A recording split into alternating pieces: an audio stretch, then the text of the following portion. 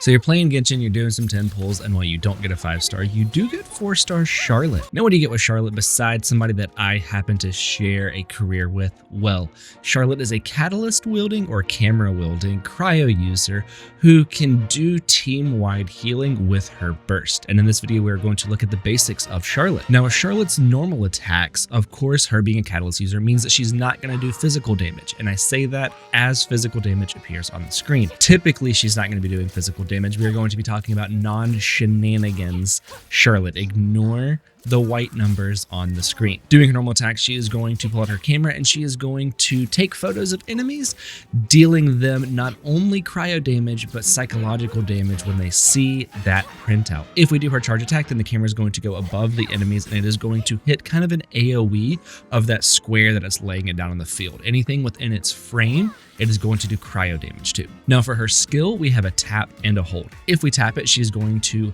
take a photo of an enemy. It is going to do an instance of cryo damage while putting this mark on the enemy.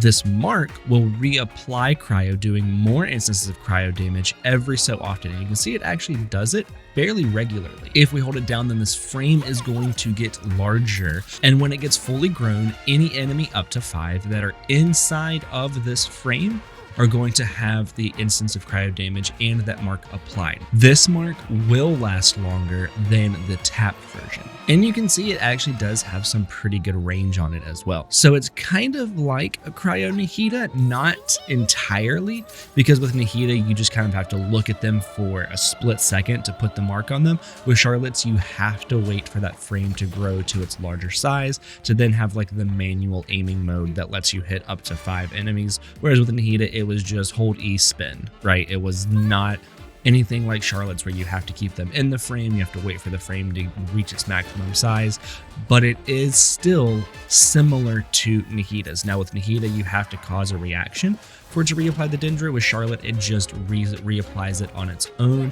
after a certain amount of time. So she can do a lot of cryo applications, and you're going to see that as we're kind of going through this with Gaming and Bending causing melt reactions. If we let it do a damage over time, do a cryo tick, then it's going to reapply cryo, allowing us to do another melt reaction. She doesn't apply quite as much cryo as somebody like Setlali, but she does apply a lot in her own right, especially for a 4-star. Now with her burst, it's going to do a couple of things. First, it's going to do an instance of team-wide healing a lot, meaning that she's going to work really well with Furina to get a ton of fanfare points. And she's going to do an instance of cryo damage. Now, as you can see, the cryo damage just kind of lasts for a little bit.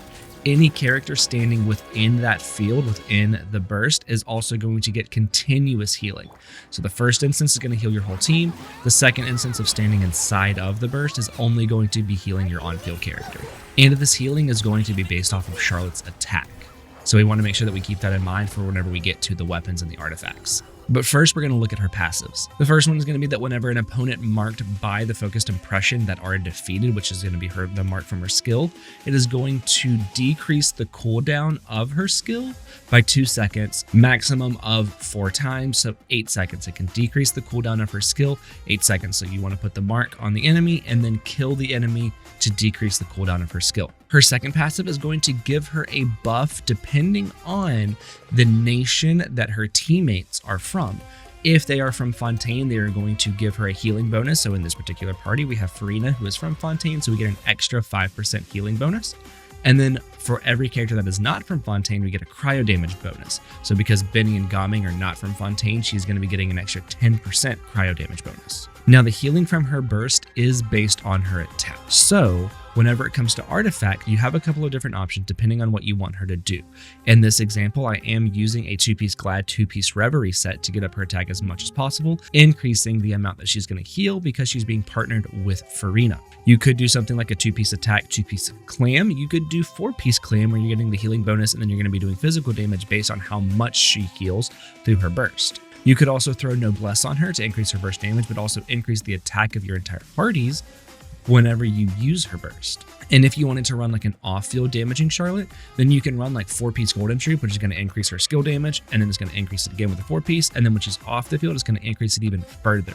So this is going to be bringing her on the field, marking as many enemies as you can with her skill, and then taking her right back off. Or you could even run Blizzard Strayer, which is going to give her a cryo damage bonus, and then it's also going to increase her crit rate if they're affected by cryo or if they're frozen. So if you were going to run her as like an off-field damage dealer with like Nuvolette and Farina, then you can definitely put her on Blizzard Strayer and invest a ton into crit damage, because it's essentially going to be like a perma-freeze team where her skill is going to be applied onto the enemy and it's going to freeze them, meaning that her skill reapplication and her burst is just going to have a ton of crit rate already built into the set.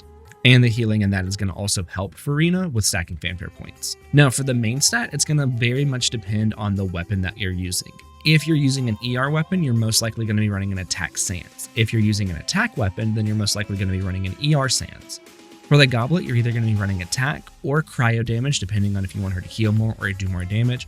And then for circlet, you're either going to be running attack or crit rate / crit damage, depending on what you need more of. Again, it's going to depend if you want a hybrid build, an off-field damage dealing build, or if you want to run a full healer build, then you're most likely going to be running attack across the board with an ER weapon, or an attack weapon, ER sans, attack goblet, attack circlet. Speaking of weapons, you do have something like Skyward Atlas, which is going to be one of her best 5-star weapons. This is going to give her a ton of attack, and it's going to increase her elemental damage bonus.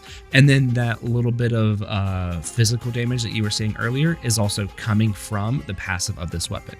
However, Favonius Codex is one of, if not her best weapons. This is going to give you energy recharge, so you can run like attack sans, attack goblet, and then a crit rate circlet to try to get as much use of this passive that you're going to get. This is going to give you ER in the main stats, and then in the passive, whenever you cause a crit, it can produce energy, but it's white energy. It's not tied to any element, so you can pass that on to any of your characters and kind of use Charlotte as a battery to help any of your team members that need a little bit of extra energy. This is going to help give you a great balance to be able to use her burst off of cooldown, but still have enough attack to be able to heal a ton. Then, of course, you do have the Fontaine craftable weapon, Flowing Purity. This is going to be much closer to a stack stick, kind of like Atlas, kind of like Skyward Atlas, where it's just going to increase your attack a ton. It is going to increase your elemental damage bonus whenever you use your skill, and then it's going to give you the Bond of Life, which whenever you clear it, it's going to increase the amount of damage, all elemental damage bonus. So this can increase her damage overall, but it's mainly going to be that attack to help give her more healing.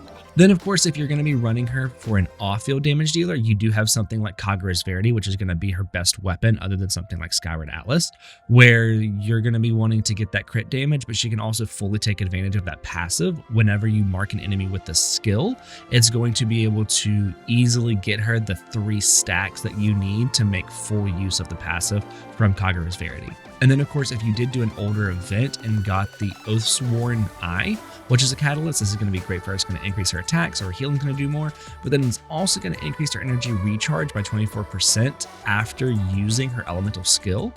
That's at R1. At R5, it's 48%. So this is going to give her attack and ER. I believe this is actually a slightly better weapon. I believe that this is her best kind of balanced weapon between attack and ER. But again, this was an event-only weapon. I don't even have it. So if you have it, this is a great option for her. Now, when it comes to using Charlotte in a team, there are actually a lot of different things that she can kind of fill a void in, right? You can use her, we talked earlier about Nuvolette with Farina. You can kind of use her with Farina at any point because she does the team-wide healing and she can do a fair good amount of cryo application. So in this instance right now, you're seeing Gomming with her. I've used Dia with her. She can kind of fill in to help stack fanfare points onto Farina, especially in a team with Nuvolette, Ayato, somebody like that where you have an on-field main damage dealer, even somebody like Ayaka, where Ayaka is going to be able to take full use of having Blizzard Strayer on her. With having the enemies marked by Charlotte's skill, it'll be fairly easy to keep them frozen, so that way Ayaka can just stack as much crit damage on her, being able to kind of skip crit rate because you're going to be getting it from Blizzard Strayer, from the enemy being frozen on Blizzard Strayer, and from Cryo Resonance, which is going to give another 15%. So you can get 55% crit rate on Ayaka.